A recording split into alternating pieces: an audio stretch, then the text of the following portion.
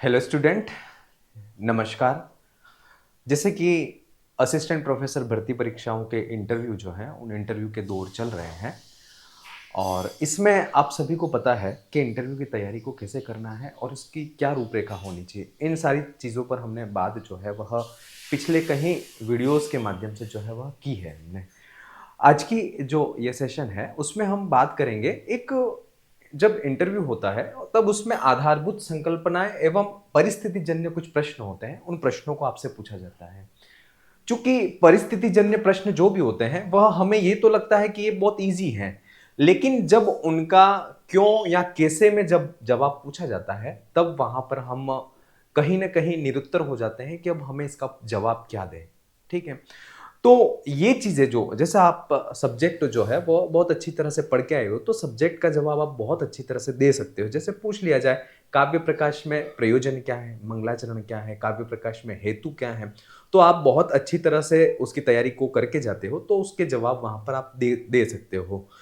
लेकिन कुछ परिस्थिति जन्य या आधारभूत संकल्पनाओं से संबंधित जो प्रश्न होते हैं वह जब पूछे जाते हैं तो वहां पर हम हाँ ना उसमें तो जवाब दे देते हैं, लेकिन जहां पर वहां पर अगर क्यों क्या कैसे अगर पूछ लिया जाता है तो हम वहां पर जो है वह निरुत्तर हो जाते हैं और वहां पर जवाब नहीं दे पाते हैं। लेकिन इस तरह के जब क्वेश्चनों को पूछा जाता है, जब आधारभूत संकल्पनाओं से संबंधित प्रश्नों को वहां आपसे पूछा जाता है तब इसका जब जवाब आप देते हो तब ये वहां से चेक किया जाता है कि इसमें तार्किकता कितनी है। क्योंकि प्रत्येक जवाब आधारभूत संकल्पनाओं से संबंधित या परिस्थिति जन्य जो भी प्रश्न है उसमें सबसे महत्वपूर्ण बात है आपके उत्तर में वह होना चाहिए, तार्किकता होनी चाहिए। और अगर तार्किकता में कहीं ना कहीं अभाव है तो कहीं ना कहीं इन प्रश्नों का उत्तर जो है वह अच्छा नहीं माना जाता है। इसलिए कोई भी प्रश्न हो जो कि हमारे परिस्थिति जन्य का मतलब जैसे कि आपको कॉलेज का महाविद्यालय का प्राचार्य बन गए आप, तो उस समय अगर छात्र संघ चुनाव है, छात्र संघ चुनाव में ऐसी कुछ अव्यवस्था हुई, उस समय आप क्या करेंगे?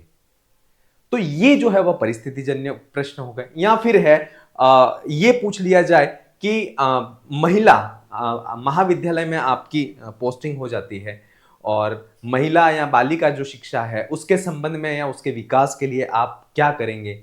या फिर जो है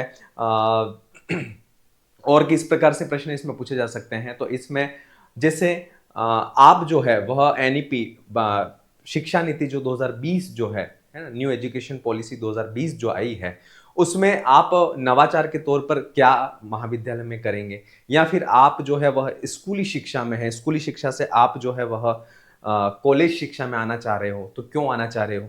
तो इस तरह के जो क्वेश्चन है ना, तो इस तरह के क्वेश्चनों में तार्किकता जो है वह बहुत महत्वपूर्ण है। और इसका जवाब देते समय और ये क्वेश्चन जो है वह आप बहुत अच्छी तरह से इनके जवाब तभी दे पाओगे जब आप इन क्वेश्चनों को खुद स्वयं सोचोगे और उसके उत्तर स्वयं लिख करके प्रैक्टिस करके जाओगे। अदरवाइज आप ये सोचते हो कि इस टॉपिक पर तो हमारे प्रश्न जो है वह हम वहीं जो पूछेंगे उसके जवाब दे देंगे, तो मेरा ये मानना है कि शायद आप नहीं दे पाओगे। दे जरूर पाओगे, यस नो या कुछ एक दो लाइनों में जरूर दे पाओगे अगर एक्सपर्ट थोड़ा सा आगे बढ़ जाता है या कुछ विषय वस्तु का अगर ज्ञान है या नहीं है, किसी योजना के संदर्भ में कुछ पूछ लिया तो उस योजना का आपको ज्ञान, जैसे आप स्कूली शिक्षा में हो, स्कूली शिक्षा में महत्वपूर्ण कुछ योजनाएं चल रही हैं या आप ऑलरेडी कॉलेज शिक्षा में आना चाह रहे हो, स्कूल शिक्षा से कॉलेज शिक्षा में आने चाह रहे हो, तो कॉलेज शिक्षा जो है उसमें कौन कौन सी योजनाएं जो हैं वह राज्य सरकार के द्वारा चल रही हैं, भारत सरकार के द्वारा चल रही हैं, ये कुछ चीजें अगर आप नहीं जानते हो और ये चीज अगर यहां से प्रश्न उठता है और एक्सपर्ट अगर डीप में जाता है तो उसे ये जज हो जाएगा कि आपको जो है वह इस चीज का नॉलेज नहीं है। इसलिए थोड़ा सा इस तरह के प्रश्न जो है वह आप खुद बनाइए कि उन प्रश्नों को कैसे पुटअप किया जा सकता है। और मेरा यह मानना है कि अगर आप इस तरह के प्रश्नों को बनाओगे और उनके उत्तर स्वयं लिख लोगे तो उससे संबंधित ही प्रश्न वहां पूछे जाते हैं और वह जो उत्तर आपने जो लिख रखे हैं वह आपके सारे मस्तिष्क में रहते हैं, आपके जहन पटल में रहते हैं और आप उनका जवाब बहुत अच्छी तरह से दे पाएंगे। जैसे हम प्रैक्टिस के तौर पर एक मैं क्वेश्चन यहां पर आपको पूछता हूं कि संस्कृत भाषा है ना। जैसे आप सभी को पता है कि संस्कृत भाषा प्राय मृत भाषा के रूप में मानी जाती है, या संस्कृत भाषा वर्तमान परिप्रेक्ष्य में देखें तो मृत भाषा के तौर पर उसका प्रयोग, या कह सकते हैं कि उसका प्रचलन जो है वह बहुत न के बराबर है। और आप सभी ने देखा होगा कि आज जो संस्कृत है उस संस्कृत का किस प्रकार से धीरे धीरे धीरे धीरे उसकी उपेक्षा को किया जा रहा है, और वह संस्कृत जो है वह आज कहीं पर स्कूल शिक्षा की बात करें या फिर कॉलेज शिक्षा की बात करें तो संस्कृत जो है वह संस्कृत के विकास के संदर्भ में इतनी कोई खास चर्चाएं नहीं है, और संस्कृत भाषा जो है वह मृत भाषा के तौर पर मानी जाती है ना। ये चीजें आपको सभी को पता है, और भली भांति मोस्ट ऑफ लिखा हुआ भी रहता है कि संस्कृत भाषा मृत भाषा है ऐसा। तो अगर आपको अब ये जो है वह आधारभूत संकल्पना या परिस्थिति जन्य प्रश्न है कि संस्कृत भाषा मृत भाषा है, तो इस बात से आप कहां तक सहमत हैं? ठीक है, अगर ये प्रश्न आपसे पूछ लिया जाए कि संस्कृत भाषा मृत भाषा है और इस चीज से आप कहां तक सहमत हैं। देखिए, अब ऐसा प्रश्न, ऐसे ही प्रश्न पूछे जाएंगे, आपको लगता तो है हाँ मतलब हमारी संस्कृत भाषा है तो मृत भाषा तो है ही नहीं, है ना, और वास्तव में मृत भाषा संस्कृत हो ही नहीं सकती कभी भी। अब नहीं है वहां तक तो ठीक है। अब अगर वहां पर एक्सपर्ट ये पूछ ले कि ठीक है संस्कृत मृत भाषा नहीं है, लेकिन क्यों नहीं है, क्या पूछ लिया, संस्कृत भाषा मृत भाषा नहीं है लेकिन क्यों नहीं है। अब ऐसे क्वेश्चनों में अब आप अगर जवाब दोगे तो उस जवाब में जो है वह ये देखते हैं कि इसमें तर्क कितने दिए गए हैं, है ना, उनकी बात को सिद्ध करने के लिए किस प्रकार से तर्क के माध्यम से इन्होंने अपनी बात को पुष्ट किया है, ये चीज जो है वह देखी जाती है। तो अब जैसे एक क्वेश्चन सिर्फ ये एक कह सकते हैं कि इस तरह से आपको इन क्वेश्चनों के जवाब जो है वह तैयार करने हैं। इसके लिए ये चीज आपको बता रहा हूं यहां से, क्योंकि बहुत से बच्चे ये बोलते हैं कि सर इंटरव्यू का बैच स्टार्ट करो, सर हमें ऐसे क्वेश्चन लिख करके दो कि कैसे क्वेश्चन इसमें पूछे जाते हैं। बहुत जल्दी जो है वह एप्लीकेशन पर इंटरव्यू से रिलेटेड जो बैच है उसके जो क्वेश्चन है, उनके आंसर हैं, उनके वीडियो सेशन है, उनके क्वेश्चन किस प्रकार से और बन सकते हैं, एनईपी के क्वेश्चन कौन से हैं, उनसे संदर्भित पूर्व की जो एनईपी जो है शिक्षा पॉलिसी जो है 1986 उसका संशोधन 1992 में हुआ था, उसमें क्या प्रावधान थे स्कूली शिक्षा से कॉलेज शिक्षा के, क्या प्रावधान थे। वर्तमान जो एनईपी 2020 है उसमें क्या कॉलेज स्कूल शिक्षा के प्रावधान हुए, क्या परिवर्तन हुआ, दोनों में क्या मुख्य रूप से अच्छाइयां थी, क्या दोनों में कमियां रह गई, ये चीजें जो है इस तरह के जो क्वेश्चन है वह पुटअप किए जाते हैं, और उसमें जो है वह हमें बहुत अच्छी तरह से इसकी तैयारी को करके जाएं और वहां पर उनके आंसर पुटअप करें तो नो डाउट बहुत एक अंदर से आपको गुड फील होगा कि वास्तव में मैंने एक अच्छी तैयारी के साथ में इंटरव्यू को प्रेजेंट किया, और निश्चित उसका जो परिणाम है वह भी सकारात्मक आएगा, क्योंकि मेरा जो इंटरव्यू है वह बहुत ही अच्छा गया है। ठीक है, तो इस तरह से अपना जो इंटरव्यू जो है वह अपनी जो दायरा है उस दायरे को विस्तृत कीजिए। सोचने का जो तरीका है उस सोचने के तरीकों को सीमित मत रखिए, बहुत आगे तक का सोचिए कि राज्य सरकार ने किसी योजना को लागू किया है तो राज्य सरकार की उस योजना के पीछे क्या मंशा रही होगी, है ना, और वह योजना के सकारात्मक पक्ष क्या है, नकारात्मक पक्ष क्या है, दोनों तरफ हमें सोचना है। नकारात्मक पक्ष की तरफ हमें नहीं जाना है, मोस्ट ऑफ सकारात्मक पक्ष की तरफ ही जाना है। ठीक है, चलिए अब हमने क्वेश्चन जैसे हमारे सामने पूछ लिया गया कि संस्कृत भाषा जो है वह मृत भाषा है, और इस बात से आप कहां तक सहमत हैं, तो आपने ये चीज तो एक्सेप्ट कर ली कि नहीं सर संस्कृत भाषा मृत भाषा नहीं है। अब वहां पर आपसे ये पूछ लिया गया कि संस्कृत भाषा मृत भाषा क्यों नहीं है, इसको आप सिद्ध कीजिए। तो इसको सिद्ध करने के लिए आप उस इंटरव्यू के दौरान एक चीज याद रखिए कि आपके सामने क्वेश्चन आएगा और आप यूं सोच रहे हो कि मैं उसका जवाब वहीं सोचूंगा उस बोर्ड में बैठ करके या उस इंटरव्यू रूम में बैठ करके, तो ये मान के चलिए कि आपको उसका जवाब, अगर आपने पूर्व तैयारी नहीं करके गए तो ये मान के चलिए कि वहां का जो इतना अपने अंदर एक डर भी होता है, और वहां पर आते हुए क्वेश्चन भी आप जवाब ही नहीं दे पाओगे कि अब इसका जवाब क्या दूं। इसलिए बहुत अच्छी तरह से सिलेक्टेड क्वेश्चन बनाइए, सिलेक्टेड क्वेश्चनों के आंसर स्वयं लिखिए, और वही जो है वह उस कहते हैं ना साइकोलॉजी में अधिगम का स्थानांतरण होता है, और वही जो क्वेश्चन है उन क्वेश्चनों का अधिगम स्थानांतरण होकर के जो उनके क्वेश्चन होंगे वहां पर वो सारे उत्तर आपके काम आ जाएंगे। और ये जो मेरा प्रैक्टिकल है ना, प्रत्यक्ष अनुभव रहा है, मैंने स्वयं ने भी ये चीज की थी और वास्तव में वो चीज वहां पर काम भी आई थी।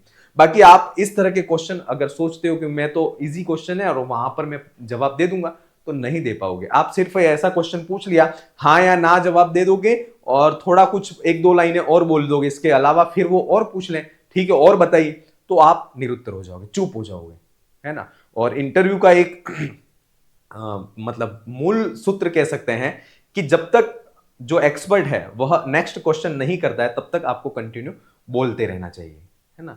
चलिए, तो ये जो है संस्कृत भाषा मृत भाषा है, इस बात से आप सहमत हैं या नहीं है? तो हमने जवाब तो दे दिया नहीं। एक्सपर्ट जब पूछता है क्यों नहीं है, तो इसका जवाब हमें तार्किकता के साथ में देना चाहिए। तो इसका जवाब इस प्रकार से हम दे सकते हैं कि संस्कृत भाषा मृत भाषा नहीं है। वह इसका रीजन यह है, सबसे पहला कारण यह है कि संस्कृत जो है वह समस्त भाषाओं की जननी है। संस्कृत जो है वह समस्त भाषाओं की जननी है और जो संस्कृत है वह कारण है। और भारतीय दर्शन में यह माना जाता है कि कारण से ही कार्य की उत्पत्ति होती है। इसलिए संस्कृत भाषा समस्त भाषाओं की जननी है और वह कारण है, और कारण से ही अन्य कार्य रूप जो समस्त भाषाएं हैं उन भाषाओं की उत्पत्ति होती है। और अगर हम कारण को ही नहीं मानेंगे, है ना, तो उस कारण को ही अगर नहीं मानते हैं तो जो अन्य समस्त कार्य रूप जो भाषाएं हैं उनकी उत्पत्ति संभव ही नहीं है। इसलिए संस्कृत भाषा मृत भाषा नहीं हो सकती है, सबसे पहला पॉइंट। दूसरा जो इसका तर्क है वह हम ये देख सकते हैं कि वर्तमान समय में बात करें तो जलवायु परिवर्तन है, पर्यावरण प्रदूषण है, पशु पक्षी संरक्षण है, ये जो है वह हमारे सामने एक बहुत बड़ी समस्या है ना। पर्यावरण प्रदूषण हो सकता है या फिर पशु पक्षी संरक्षण, बहुत सी पशु और पक्षियों की प्रजातियां ऐसी हैं जो कि विलुप्त प्राय हो चुकी हैं। तो ये वर्तमान में हमारे सामने बहुत बड़ी समस्या है। तो उसके लिए हम ये कह सकते हैं कि पर्यावरण संरक्षण का अगर मुख्य ध्येय या पर्यावरण संरक्षण को लेकर के किसी साहित्य ने कार्य किया है तो वो वैदिक साहित्य ने काम किया है।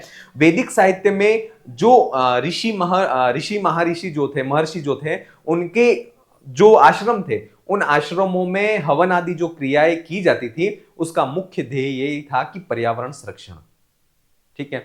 पशु पक्षी जो है उनका संरक्षण किस प्रकार से किया जाता है? वर्तमान में बहुत सी प्रजातियां ऐसी हैं, जैसे चीता है, उस चीता को नामीबिया देश से यहां पर स्थानांतरित किया गया था भारत में। तो ऐसी उन जातियों को, ऐसी विलुप्त प्राय जातियों को अभ्यारण्य के माध्यम से भारत सरकार और राज्य सरकार जो है उनके संरक्षण का जो प्रयास है वह करती है।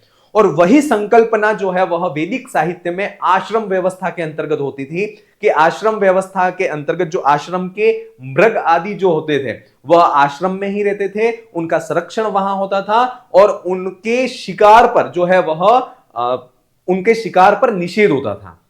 और इस संकल्पना का प्रस्तुतिकरण जो है वह अभिज्ञान शाकुंतलम में बहुत अच्छी तरह से किया गया है, ठीक है। तो ऐसा साहित्य, जिस साहित्य में पर्यावरण संरक्षण की बात की गई हो, ऐसा साहित्य जिसके अंतर्गत पशु पक्षी के संरक्षण की बात की गई हो, ऐसा साहित्य जो है वह मृत हो नहीं सकता है, ठीक है। तीसरा जो हम इसका तर्क दे सकते हैं वह यह दे सकते हैं कि आज वर्तमान समय में एक बच्चा, छोटा बच्चा जब जन्म लेता है, जन्म लेने के बाद जैसे जैसे सर बड़ा होता है, बड़ा होने के बाद जो है वह उसको शिक्षा देने के लिए टीवी में जो है वह कार्टून चैनल आते हैं। और कार्टून चैनल में आज का बच्चा सबसे ज्यादा अगर पसंद करता है तो वह कार्टून चैनलों को ही पसंद करता है। और कार्टून चैनल में है क्या? तो कार्टून चैनल में विष्णु शर्मा और पंडित नारायण, है ना, विष्णु शर्मा के द्वारा लिखा गया पंचतंत्र और पंडित नारायण के द्वारा लिखा गया हितोपदेश, उसमें लिखित जो कहानियां हैं उन कहानियों को उन पात्रों के, कार्टून पात्रों के माध्यम से उनका वहां पर मंचन किया जाता है और उन्हीं को बालक जो है वह पसंद करता है। तो इतना रोचक साहित्य, है ना, इतना अच्छा रोचक साहित्य जिस भाषा में निहित है, उस भाषा में जिस भाषा में निहित है वह भाषा कभी मृत भाषा नहीं हो सकती है। क्लियर? 3 पॉइंट बहुत अच्छे पॉइंट हैं। चौथा पॉइंट अगर देखें तो चौथा पॉइंट, आज से कुछ समय पहले की बात करें तो कोरोना महामारी आई थी और कोरोना महामारी सारा देश समस्त विश्व की बात करें तो समस्त विश्व के समस्त देश जो हैं उसके उपाय को खोजने के लिए लगे हुए थे। उस समय जो भारत देश है, उस भारत देश में इसका उपाय कह सकते हैं या उसको कंट्रोल करने का जो उपाय है वह यहां पर मिला था। और वो जिसमें निहित है वह किसमें निहित था? आयुर्वेद जो है ना, योग कह सकते हैं, आयुर्वेद कह सकते हैं, उसमें जो है वह उस कोरोना को कोरोना जो था उसको थोड़ा सा नियंत्रित करने का जो है वह उसमें गुण या उसमें जो प्रावधान थे वह थे। योग के माध्यम से बहुत अच्छी तरह से कोरोना पर निजात पाया गया था। इसके बाद आयुर्वेद जो है, उस आयुर्वेद पद्धति के माध्यम से भी कोरोना में जो है वह बहुत सारी जो है वह कोरोना को नियंत्रित किया गया था। तो ऐसा योग शास्त्र कह सकते हैं या आयुर्वेद शास्त्र है जो कि संस्कृत भाषा में लिखा गया शास्त्र है, और ऐसी भाषा में निहित शास्त्र जिसके द्वारा कोरोना जैसी महामारी जो है उसको भी नियंत्रित किया गया।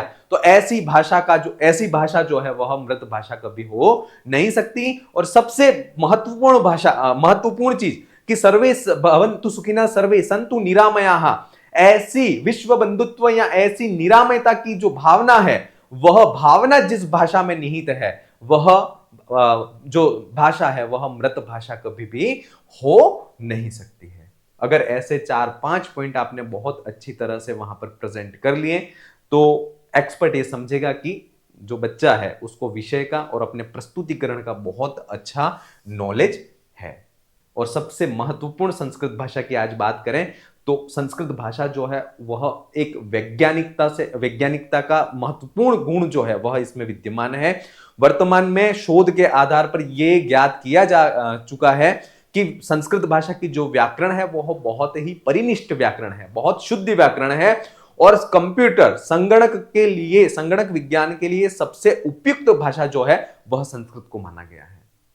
तो इन सारे तर्कों के आधार पर हम ये कह सकते हैं कि संस्कृत भाषा जो है वह मृत भाषा कभी भी नहीं हो सकती है, क्योंकि ये संस्कृत भाषा जो है उस संस्कृत भाषा में ऐसे ऐसे गुण जो हैं वह विद्यमान है।